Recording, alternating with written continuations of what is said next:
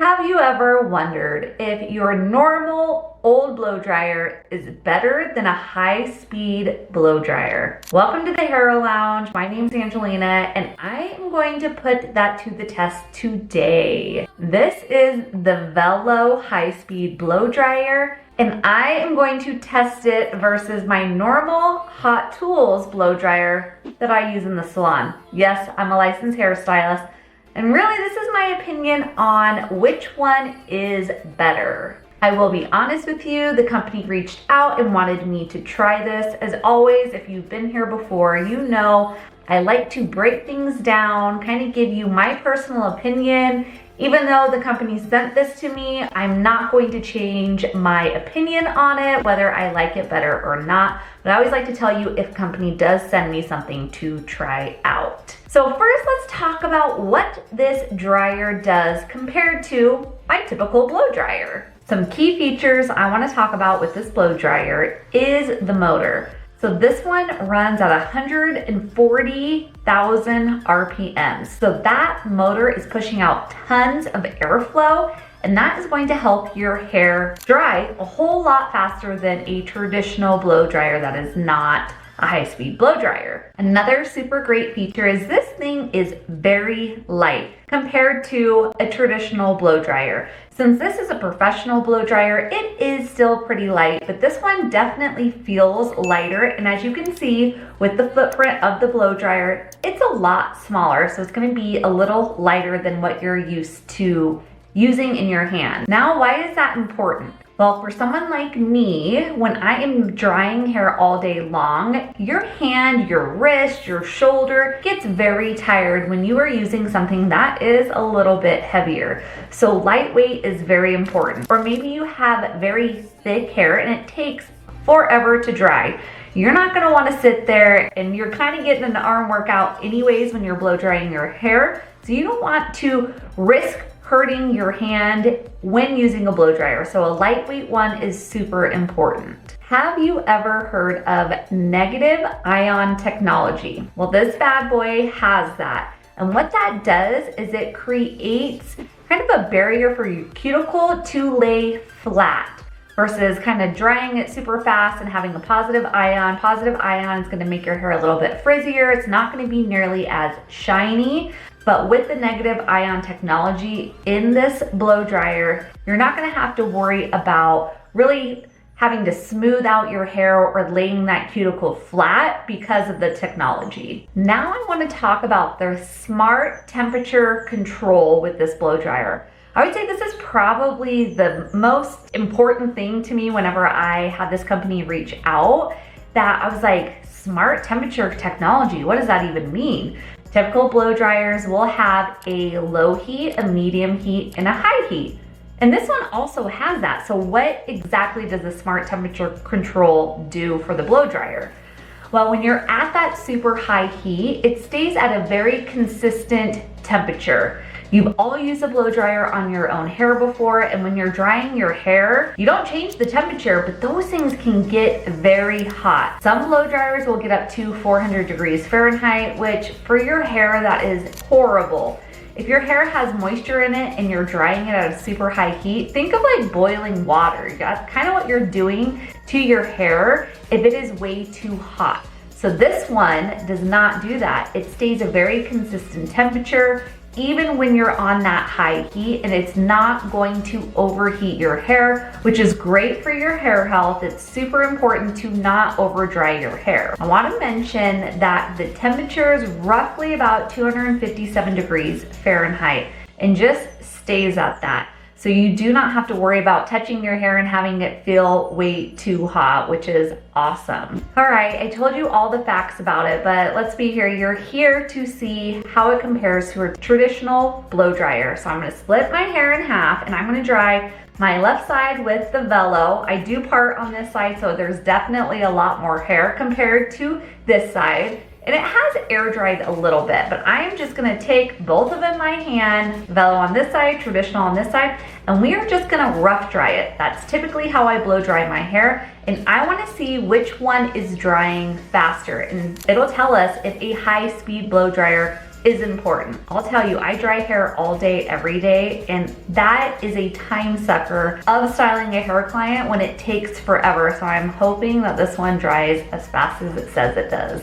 All right, let's do it. We are gonna take this one on max heat, max speed, and same with my hot tools. We're gonna do exactly the same thing on both sides. Traditional blow dryers rely on very high heat to dry hair, but if your temperature is getting above 158 degrees Fahrenheit, your outer cuticle begins to loosen, and anything above 248 degrees Fahrenheit, it's lifting and cracking. Think rough, dry, and very difficult to manage hair, kind of frizzy and fuzzy. Your inner cortex, which contains keratin and moisture, will also suffer. Your water is evaporating way too fastly when you're drying too fast, and that's creating something called bubble hair. So your hair is going to be more prone to breakage, and especially if you have color or chemically treated hair. Your hair deserves very consistent care, which with the Velo, I love that it has that smart technology to where it's a very consistent temperature all the way through.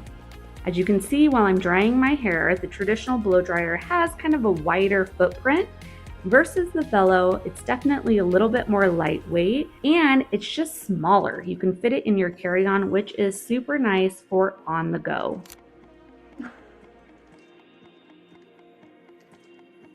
Okay, so I'm not fully dry yet. If I run my hands through this left side, I'm definitely a lot more dry compared to this side. You can kind of see this underneath stuff.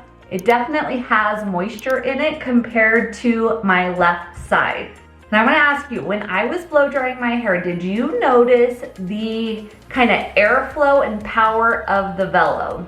I'll show you again so you can kind of see. Again, we are gonna do the same speed, the same heat, and watch how much air is blowing on this hair and how much my hair moves compared to this right side. Again, I'm using exactly the same speed on both sides.